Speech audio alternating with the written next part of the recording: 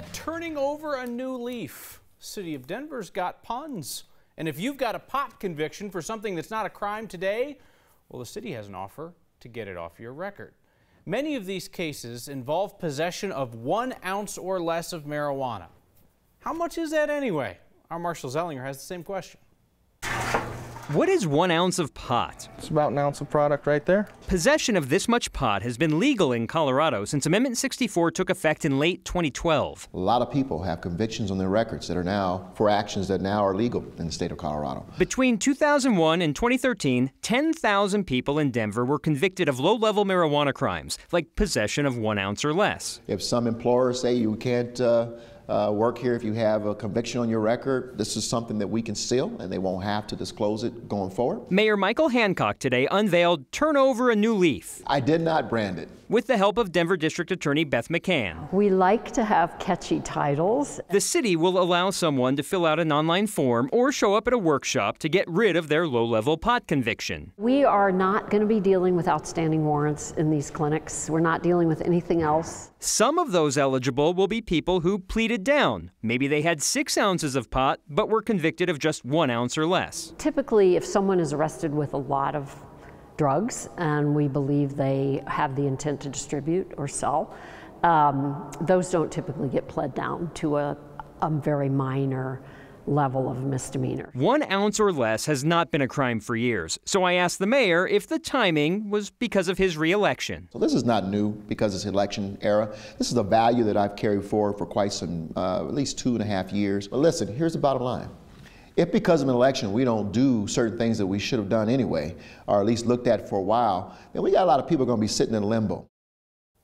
Here's one other tidbit about those workshops. They'll have volunteer defense lawyers and volunteer immigration lawyers.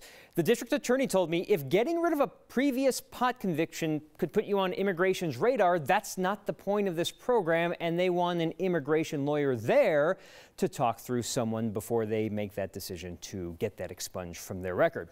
And because I was in front of the mayor today, Kyle, I wanted to bring up another topic. We talked pot, illegal federally, legal in Colorado, so I brought up another topic. Illegal federally, Denver's trying to do something different with. Yeah, and that's the idea of supervised injection sites for heroin. And Marshall, I want to bring in 9 News reporter Anusha Roy now, because Anusha, you've been covering this idea of supervised injection sites for us. You will hear elected officials, you will hear community advocates say, well, you know, we legalized marijuana. It's not all that different to loosen some of the rules around far more serious drugs when we talk about things like heroin and meth at these supervised injection sites. Yeah, and just as a reminder, so safe injection sites would allow, legal drugs like meth and heroin with somebody nearby to help with overdosing. And you are hearing that from some of the top people in the state who just got elected saying that same thing. We've been down this road before.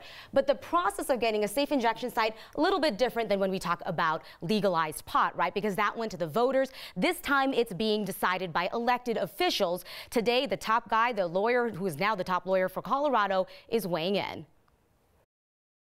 Along the campaign trail, Phil Weiser made it very clear the opioid crisis would be a priority if he made it into office. Mortality rates are a cry for help. Here he is. One of those responses is to allow, as an experiment, safe injection sites. His position isn't particularly surprising. Neither is the Colorado U.S. Attorney, who put out a scathing letter comparing such a site to a crack house that would be illegal under federal law.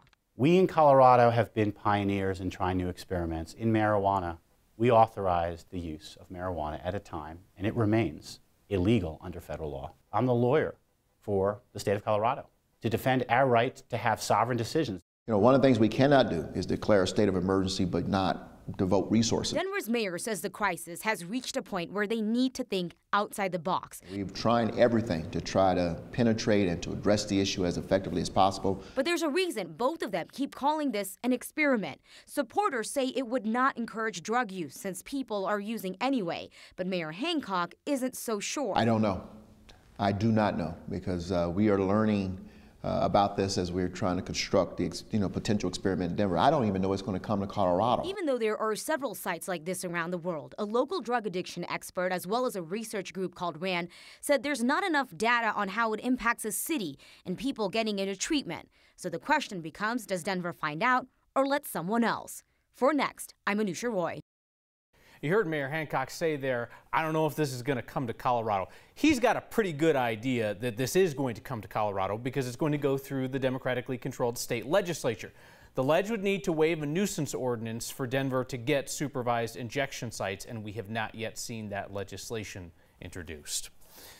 Sexual harassment training for state legislators today included a slide that said, harassment equals bad.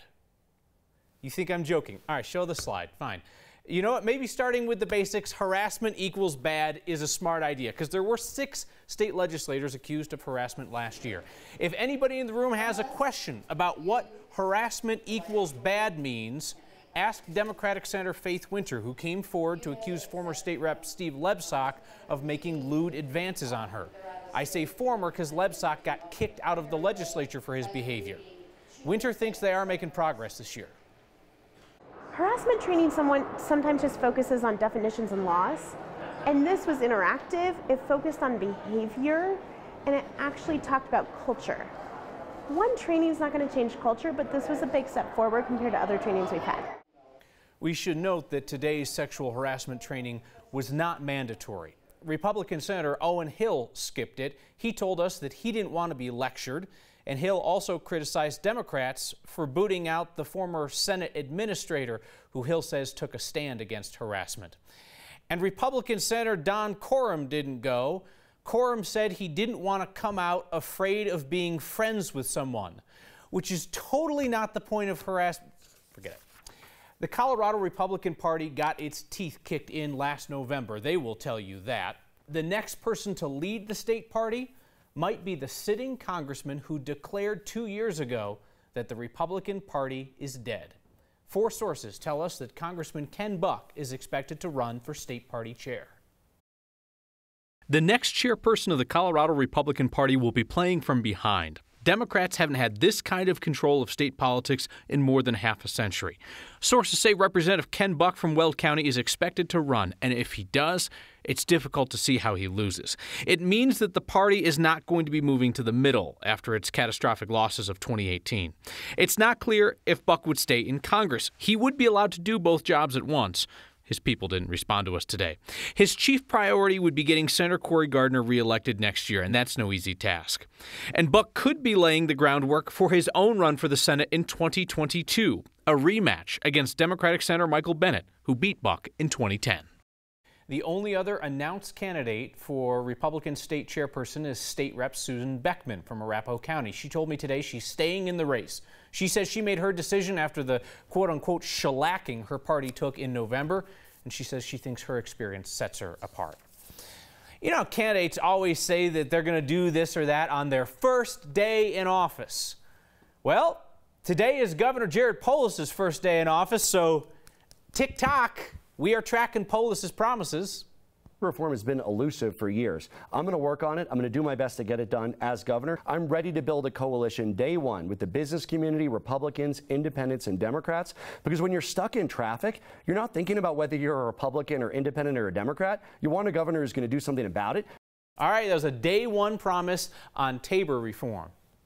Polis outsmarted the system on this one. He did it before day one. 2 weeks ago, he met with outgoing Governor Hickenlooper and some advocacy groups that have a stake in the Taxpayer Bill of Rights and reform issues, and they've started talking, as promised. So, promise kept for now. Another one of Polis's promises on this same topic is when he told us here on Next that he would not support getting rid of the part of Tabor that allows us to vote on tax hikes.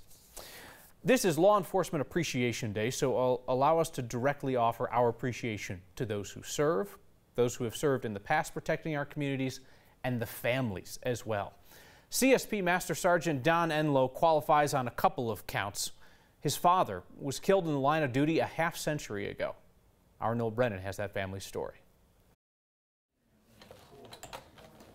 On desk duty, he daydreams about the other half of the job. There's just something about being out on the open road, being able to go out and help people and just stir up trouble and see what comes up. 25 years in, Master Sergeant Don Enlow. I want to see if I can get another 5 years out of this body. Still has gas left in the tank. To enjoy going out and working Christmas Day in a blizzard, changing tires or chasing after somebody who's been on a crime spree in 5 states, in the middle of the night, it's a calling.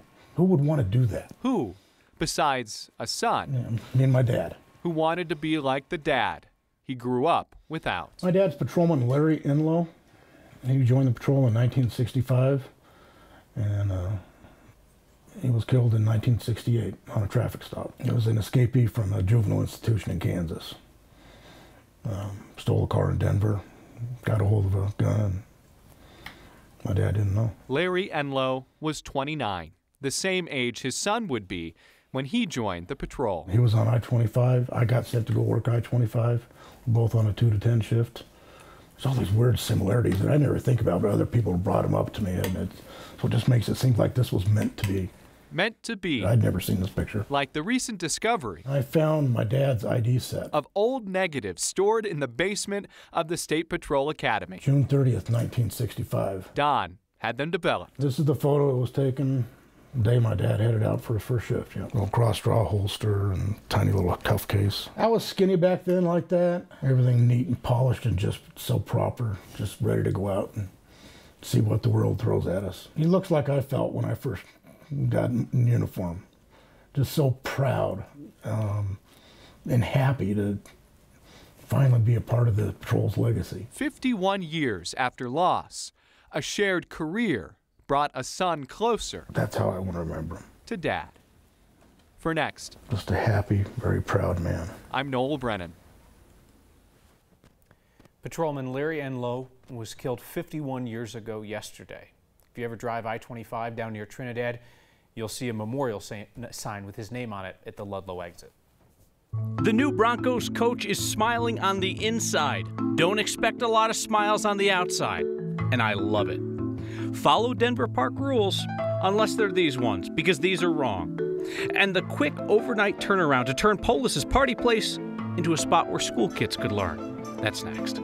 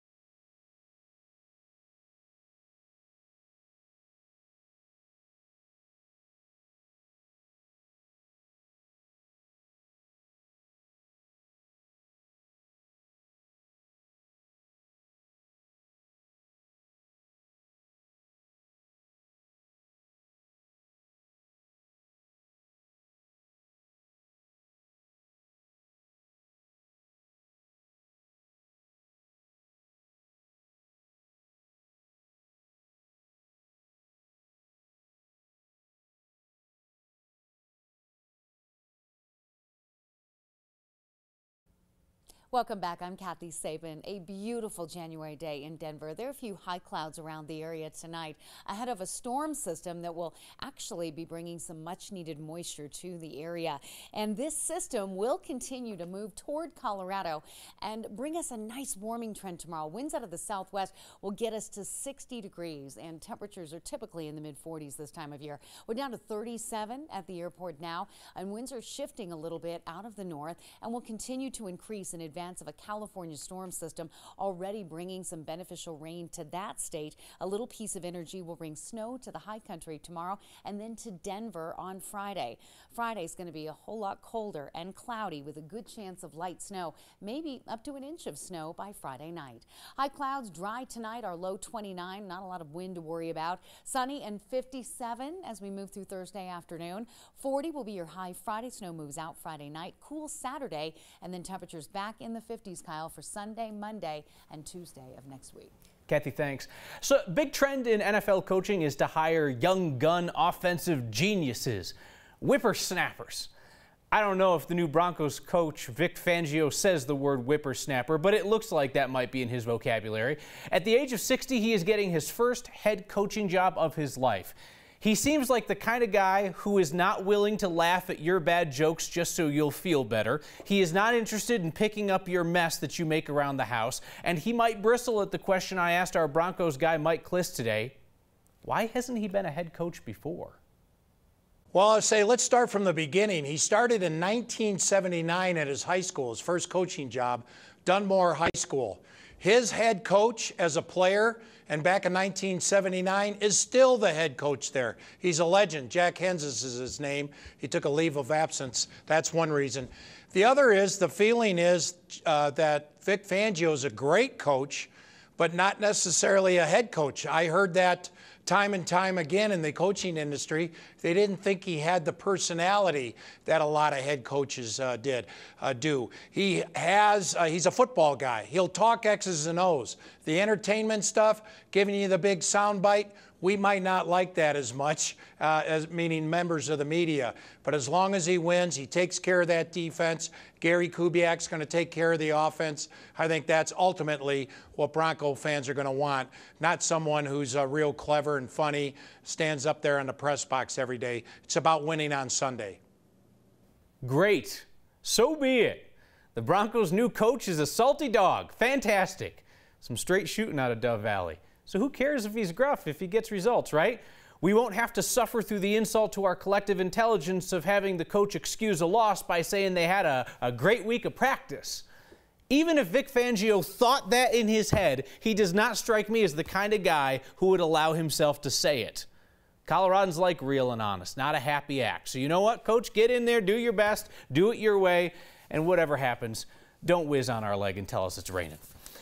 About last night's inaugural ball, the cleanup, that was an event in and of itself. Roughly 3,000 people were partying with Governor Polis at the Denver Museum of Nature and Science. It took about 350 museum workers and volunteers to staff that ball. And during the party, they were constantly cleaning. And then afterwards, they cleaned up some more to get the place back in shape before all the school field trips arrived this morning. For workload, this was pretty intense. We had about 23 bars, 10 or 11 buffets. We had 6 distilleries here giving out free samples. It was a monumental task to get the place open this morning. The museum's food and beverage chief says he left at about 2 in the morning. Some people on his team stayed till about 6:30, and the museum opened on schedule at 8. Denver has no plans to change this sign, even though the rules on it are wrong, and a tribute toward the heavens for a man who helped Coloradans move about the country by air. An amazing guy who took everyone to heart. Everyone was his best friend. That's next.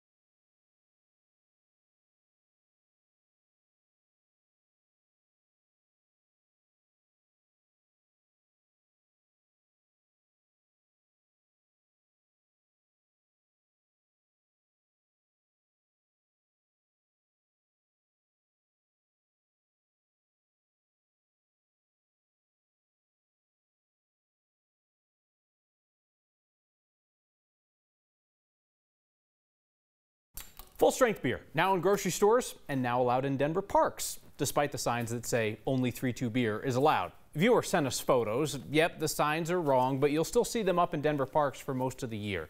Parks and Rec told us they won't make changes to those signs until they decide whether they're going to stick with this new policy for good. The new rules are that adults can have full-strength beer or wine or champagne. You just can't have it in glass containers or in kegs. We are going to be monitoring the policy throughout our event season, which ends, at the end of summer, beginning of fall. If everything goes well, we'll either, and based on the feedback we receive and the review, the policy could continue into 2020, or if there's modifications that need to be made, the policy will be altered to reflect that. Do not be the guy who ruins this for everybody by rolling a keg into a Denver City park. Either way, new policy. It's in effect until at least December 31st of this year. If you're caught drinking liquor in the park, outside permitted events, or using glass containers, you could get cited, fined $100, and keep your booze at least 50 feet from the playgrounds. That's also a ticket. Want to show you a unique holiday light display tonight. A Southwest flight attendant created the company's heart logo out of lights and put it on the roof of his house in Brighton. He lives close to DIA, so the thought was that passengers on Southwest flights would see the lights as they land and take off. It's January 9th and the lights are still up, but with very good reason. The company's founder, Herb Kelleher, passed away last week at 87. As a tribute, the flight attendant, Oliver Smith, added the words, "We love you, Herb," to the rooftop display. The lights, initially it was for the planes flying over so they could see the heart from up in the air, but now it's all about letting him look down on us and see how much he meant, how much we cared, and how much we will always care for him. Tonight, Kelleher is being laid to rest in Texas. At 7:37 p.m., in an ode to his love for 737 jets, there will be a moment of silence at Southwest airline gates, on planes across the country, and at one home in Brighton.